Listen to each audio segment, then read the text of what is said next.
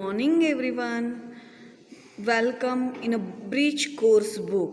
Students, today we are going to learn activity number 19 and 20 from bridge course book standard 8 subject English.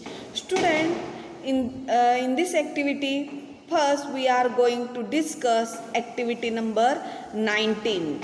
Here enter first the meaning of unfamiliar words by reading them in a context. Also understand and literal as well as a suggested or implied the meaning, and if not refers dictionary encyclopedia to find the meaning or spelling of words while reading and writing for a reference work. पहा, तुम्ही कुठलंही इंग्रजीमध्ये काहीही read करा किंवा काहीही writing करा, तुम्हाला प्रत्येक वर्डचं मीनिंग समजलं पाहिजे.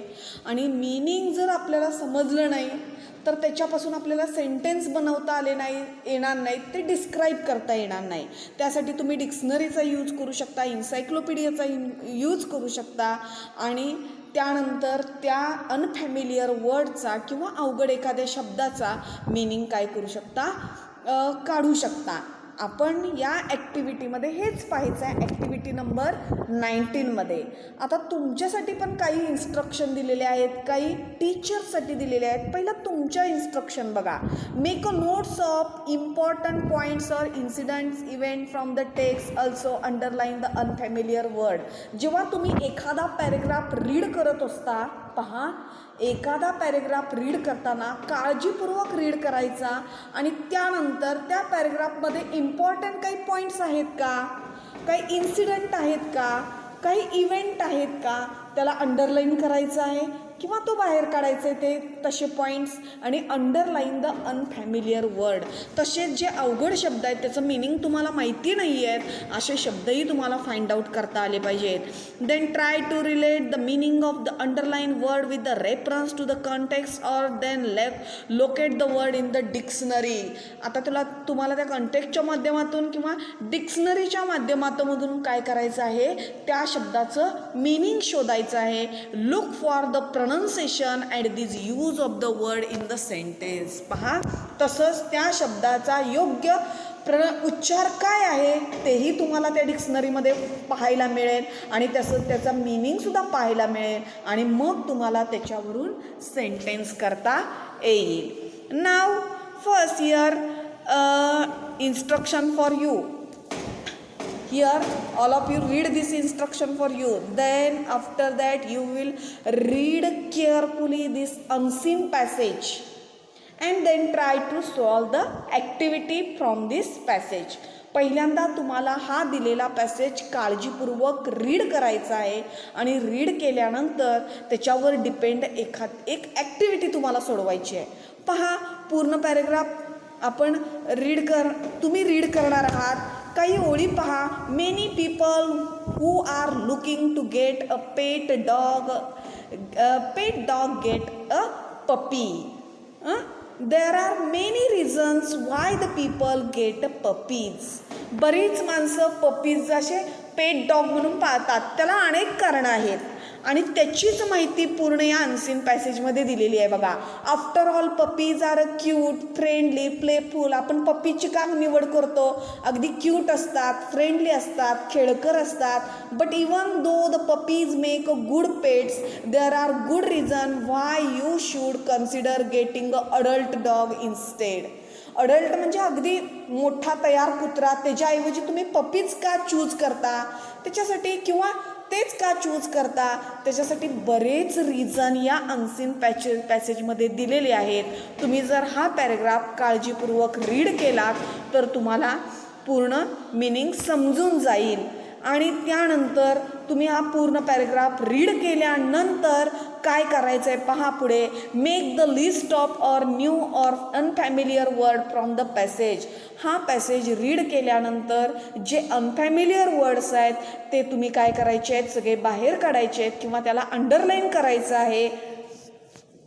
then in groups read the context of the underlined word and try to guess the meaning of word. आता तुमचा एक ग्रुप तयार करायचा आहे, मित्रांशी चर्चा करून. आता पण घरी आहोत त्यामुळे असं प्रत्यक्ष तुमच्या मित्रांशी तुम्हाला ग्रुप करता येणार नाही, पण घराशेजारी असतील किंवा घरात तुमचे पेरेंट्स वगैरे त्यांची हेल्प घ्या आणि त्यानंतर त्या अंडरलाईन केलेल्या वर्डचं मिनिंग गेस करण्याचा प्रयत्न करा. Now search the word in a dictionary. आता तरीही तुम्हाला तो मिनिंग गेस झाला नाही तर तुम्ही त्यासाठी डिक्शनरीचा यूज करणार आहात. And make a note of meaning in your book. आणि त्या तुमच्या बुकमध्ये लगेच नोट डाऊन करणार आहात. After knowing a meaning of the word try to use it in your own words and make a meaningful sentence. पहा, ते unfamiliar word जेव्हा तुम्हाला लगेच मिनिंग समजल्या तुम्हाला सगळ्यात पहिल्यांदा त्याच्यापासून एक छोटंसं सेंटेन्स तयार करता आलं पाहिजे. पहा, एकतर क्लीन जर हा शब्द घेतला, क्लीन म्हणजे काय? क्लीन म्हणजे स्वच्छ करणे. मग आता त्याच्यापासून वेगवेगळे, आता वर्ब जर क्लीन म्हटलात तर त्याच्यापासून वर्ब घालून एखादं सेंटेन्स तयार करता आलं पाहिजे. आय क्लीन माय किचन और आय क्लीन माय हाऊस. अशा पद्धतीनं इथं वर्ब म्हणून यूज केलेला आहे बघा. अशा पद्धतीनं छोटे तुम्हालाही सेंटेन्स बनवता आले पाहिजेत. Then follow the same procedure for the remaining word. आता काही एक ॲक्टिव्हिटी दिलेली आहे, सॉल्व करून दिलेली आहे. ह्या ॲक्टिव्हिटीप्रमाणेच तुम्हाला आणखी काही शब्द या पॅरेग्राफमधून फाइंड आउट करायचे आहे आणि ॲक्टिव्हिटी सॉल्व करायची आहे. पहा ॲक्टिव्हिटी कशी सॉल्व केली आहे. Student make a list of unfamiliar word. मगाशी सांगितलेलं आहे, जे अनोळखी शब्द आहेत त्यांची लिस्ट करा. If the word is a pound. आता या पॅरेग्राफमध्ये पाऊंड हा वर्ड आहे बघा. Read the entire sentence and try to get a meaning that might be somewhat the close the actual meaning. म्हणजे त्याच्या जवळपास काय मिनिंग असेल तुम्ही गेस करा. वेन सेंटेन्स बघा या पॅरेग्राफमध्ये कसं आलं आहे. When most people go to the pound to get a dog. इथे न्यू वर्ड आहे pound. If the word is a pound from above passage, then search for the word in the dictionary. आता तुम्हाला त्याचं pound हे meaning जर समजत नसेल तर तुम्हाला काय करायचं आहे, डिक्शनरीमध्ये त्या शब्दाचं मिनिंग काय फाइंड आउट करायचं आहे. आता डिक्शनरीमध्ये फाइंड आउट केल्यानंतर त्याचे मिनिंग पुढील प्रमाणे निघालेले बघा. पाऊंड मिनिंग 3 मिनिंग निघालेत पाऊंड या शब्दाचे. First, pound is a unit of money. सगळ्यात पहिला पाऊंड म्हणजे पैशाचं एक युनिट आहे. आपण कसं रुपये पैसे म्हणतो त्याच पद्धतीनं पाऊंड हे UK यूज केलं पाहिजे जातं. Use in a UK it is a represented by the symbol. ते एक सिम्बॉल आहे बघा याचं पैशाचं. इथे एक सिम्बॉल दाखवलेलं आहे तुम्हाला, त्याला पाऊंड म्हटलं जातं त्या सिम्बॉलला. त्यानंतर दुसरा पाऊंड काय दिलेला आहे, हे कुठं यूज केलं जातं तर UK केलं जातं. आणि सेकंड मिनिंग काय दिलं आहे बघा. A pound is a unit of weight. Pound हे कशाचं युनिट आहे, वेटचं. म्हणजे वजन किती, 1 पाऊंड आहे, 2 पाऊंड आहे, अशा पद्धतीनं वजन ही केलं पाहिजे. Mainly in a Britain, America यामध्ये ते यूज केलं जातं. And other countries where the English is a spoken. जिथं इंग्रजीचा वापर केला जातो तिथं 1 पाऊंड आहे, 2 पाऊंड आहे. आपल्या इकडं सुद्धा पाऊंड हा वर्ड वजनासाठी यूज केला जातो. लहानपणी बेबी अगदी इन्फॅन्ट असतं तेव्हा त्याचं वजनसुद्धा असं पाऊंडमध्येच सांगितलं जातं बघा. A pound is a place where the dogs and cats found wandering in a street are taken. म्हणजे कुठेही अशी भटकत असतात तेव्हा त्या ठिकाणालाही पाऊंड म्हटलं जातं. And kept until they claim by their owners. Now out of 3 meaning the most relevant meaning of the word pound is the last one. अगदी त्याच्या जवळपास त्याला योग्य कुठलं असेल मिनिंग तर लास्ट वन आहे तर ते यूज केलेलं आहे. Now make the note of meaning and try to make a simple sentence which could be use in a day to day conversation. आता या पाऊंड या मिनिंग वर्डचं तुम्हाला मिनिंग समजल्यानंतर तुम्ही त्याचं सेंटेन्स तयार करायचं आहे. Then next activity for you, practice work.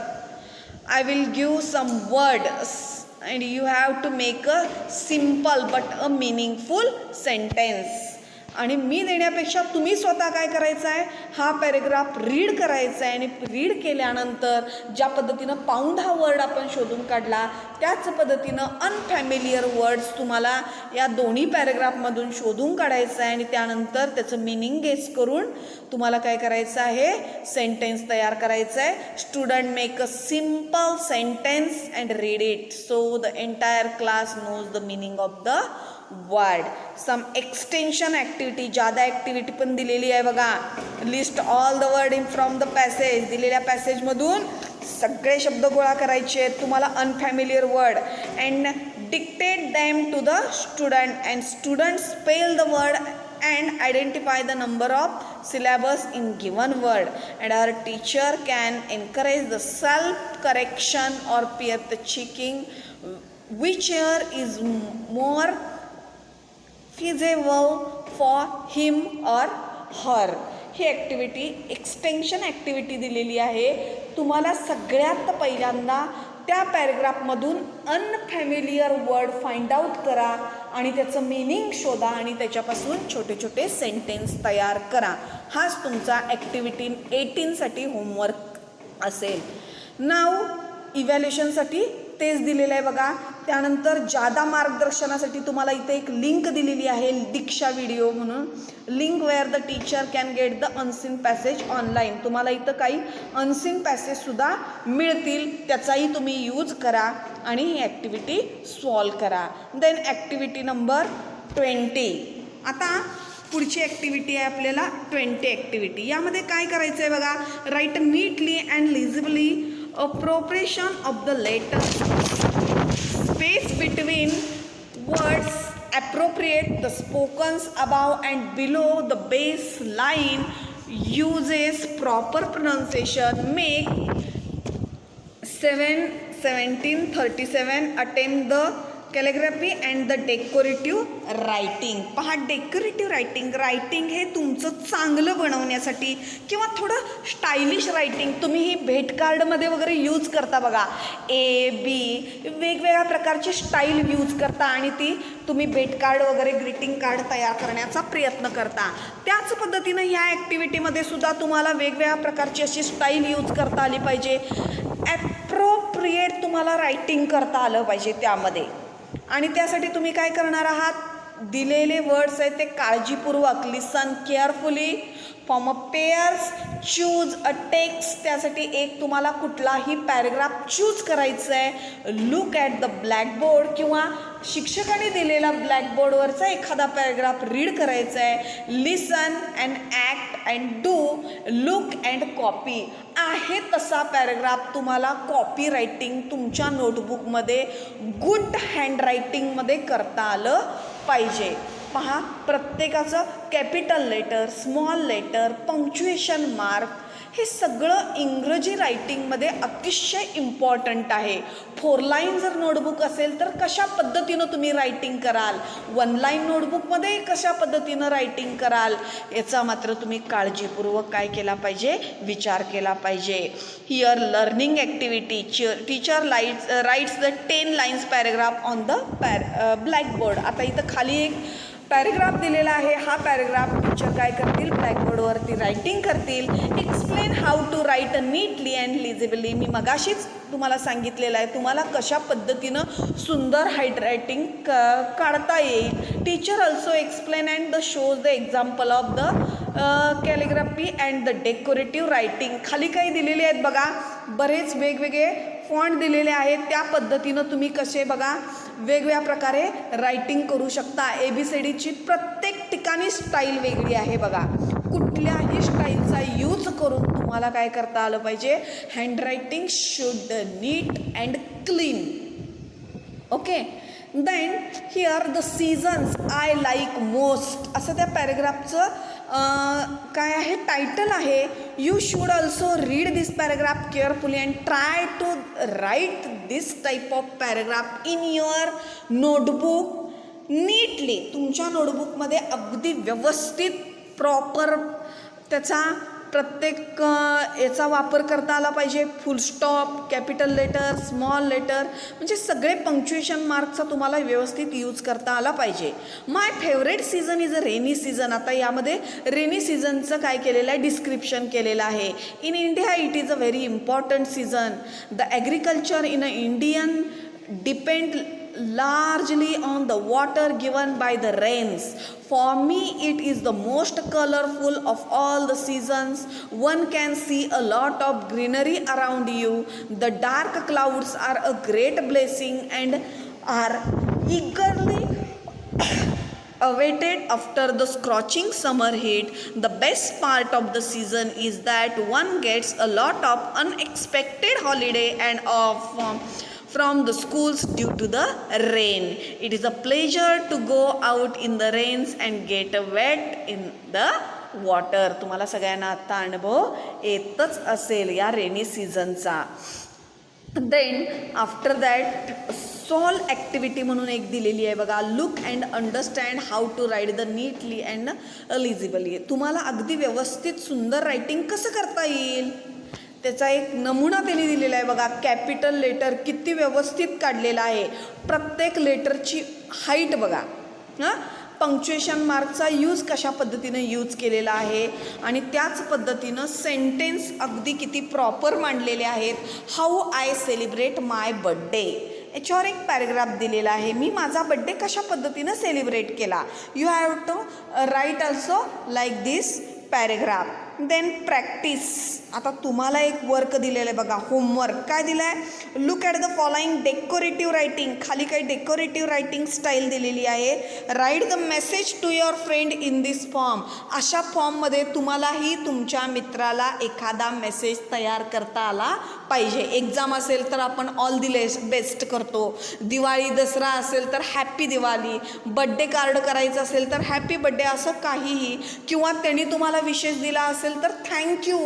अशा पद्धतीनं डेकोरेटिव्ह रायटिंग स्टाईल तुम्हीही यूज करायची आहे आणि अशा पद्धतीनं लिहून मला सेंड करायचं आहे. After that extension activity. जादा ॲक्टिव्हिटी दिलेली आहे पण तुम्हाला ही ॲक्टिव्हिटी सोडवायचीच आहे बघा. Write application for the week's leave to the headmaster of your school as you are unable to attend the school because of the viral fever. तुम्हाला अगदी ताप आलेला आहे आणि तुम्ही स्कूल अटेंड करू शकणार नाही आणि तुम्हाला तुमच्या हेडमास्टरला एक ॲप्लिकेशन लिहायचं आहे. लिव्ह ॲप्लिकेशन म्हणजे सुट्टी मागणारं एक छोटंसं नोटपत्र टाईप लिहायचं आहे आणि त्यासाठी हा दिलेला फॉर्मॅट तिथं यूज करायचा आहे बघा. डेट या साईडला राईट साईडला घातलेला आहे आणि लेफ्ट मार्जिनला द हेडमास्टर. तुम्ही नोट कुणाला लिहित आहात तर तुमच्या मुख्याध्यापकाने लिहित आहात म्हणून वरती हेडमास्टर आणि त्यानंतर खाली स्कूल नेम दिलेला आहे बघा. Sant Tukaram model school Latur, pin code number 413521. अशा पद्धतीनं अगदी छोटासा ॲड्रेस टाकलेला आहे आणि सब्जेक्ट तुम्ही काय ॲप्लिकेशन केलेलं आहे तर ॲप्लिकेशन फॉर अ लीव. रजा मागण्यासाठी ॲप्लिकेशन आहे. कशा पद्धतीनं सुरुवात केली आहे बघा. रिस्पेक्टेड सर, डिअर सर वगैरे यूज करायचं नाही. तर फॉर्मल लेटर लिहिल्या पद्धतीनं तुम्हाला या ॲप्लिकेशन फॉर्म तयार करायचा आहे. I am in a bed with attack of viral fever so I will not be able to attend a school for a week. मी एक आठवडाभर येऊ शकत नाही आहे कारण मला ताप आलेला आहे. I request you to kind enough to grand me leave for a 6 day. त्यामुळं तुम्ही मला 6 दिवसाची काय करा, रजा मंजूर करा. I shall be absent from 26th July 2020 to 21st August 2020. म्हणजे 20 तारखेपासून मी 1 तारखेपर्यंत काय राहणार आहे, रजा घरीच राहणार आहे. तरी माझी रजा काय करावी, तुम्ही मंजूर करावी. Yours obediently Shilpa Mohite, class 7 section A. म्हणजे तुकडी अ. अशा पद्धतीनं किती सुंदर एक लिव्ह नोट तयार केलेली आहे, एक ॲप्लिकेशन तयार केलेलं आहे आणि तुम्हाला याच ॲप्लिकेशनचा यूज करून पुढचं तुमच्यासाठी एक ॲक्टिव्हिटी सांगितलेली आहे बघा. Write and application to a principal of your school requesting him to grant to a 2 days leave to attend your brother's marriage. तुम्ही ही 2 दिवसाची रजा मागणारं पत्र लिहायचं आहे. पण तिथं रिझन काय दिलेलं आहे, फेवरचं दिलेलं आहे, ताप आलेला आहे आणि इथं रिझन सांगितलेलं आहे you have to want to attend your brother's marriage. After that use this Diksha video for a more information in a study. खाली काही एक लिंक दिलेली आहे, त्या लिंकलाही यूज करून तुम्ही काय करू शकाल, अशा पद्धतीनं वेगवेगळे ॲप्लिकेशन तिथं तुम्ही मिळवू शकाल. ओके.